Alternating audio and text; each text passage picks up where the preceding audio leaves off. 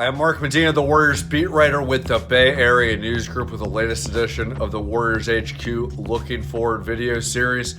This week, the Warriors are trying to close 2018 on a good note. It's already been a good year considering the fact that they've won an NBA championship, their third in the past 4 years. But on New Year's Eve, the Warriors are going to be playing the Phoenix Suns, trying to see if they can build off that feel-good win that they had against Portland after losing 2 consecutive games at home against the Los Angeles Lakers and against the Portland Trail Blazers. But the Warriors have a chance to go undefeated on this short 2-game trip. Then after that, they'll have New Year's Day off.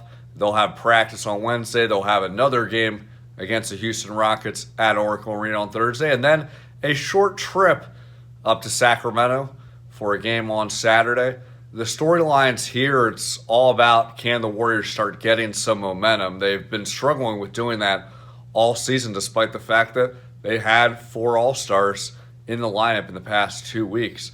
The second thing to look out for is how much will DeMarcus Cousins continue to advance. He's already had 3 full contact scrimmages with the team in the past week as part of his rehab with his left Achilles tendon. Does that mean that he can continue to make some progress, maybe play in a G League game, heaven forbid, maybe do some even more work on the practice court with the Warriors? The Warriors haven't said anything as of yet, but everyone's keeping a watchful eye on DeMarcus Cousins for obvious reasons as he's getting more and more ready for his return after spending the past year rehabbing his left Achilles tendon.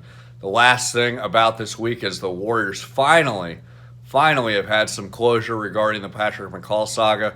They rejected trying to match the offer sheet that McCaw got from the Cleveland Cavaliers, 2 years, $6 million.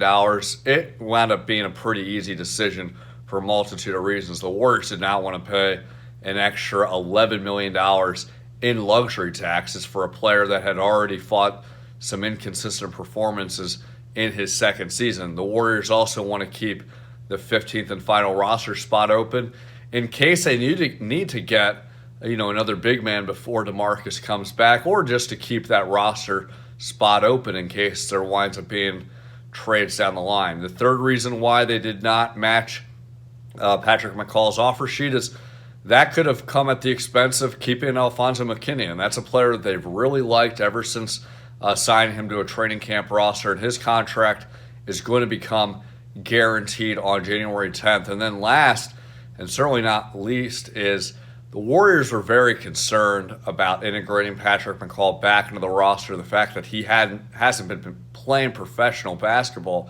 ever since free agency started in July.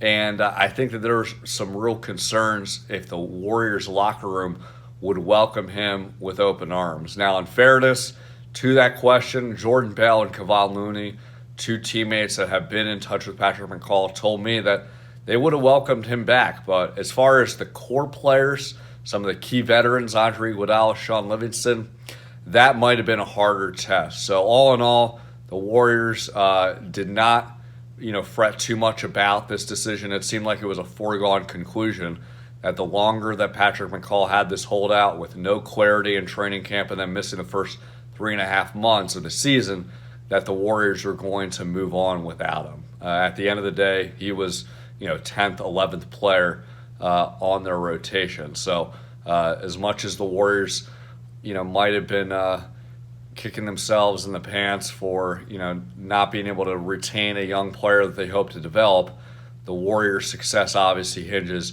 on their 4 All-Stars. We'll see how all those storylines play out this week. Be sure to follow the Mercury News and the EastBayTimes website. You can subscribe for $40 a year and get a free Warriors Championship commemorative book. Be sure to sign up for the Warriors HQ newsletter to hit your inbox every day. You can follow me on Twitter, @MarkG_Medina, and you can also follow the Warriors HQ podcast. It's up and running everywhere on iTunes, Spotify, Google Play, Stitcher, basically everywhere that podcasts are played.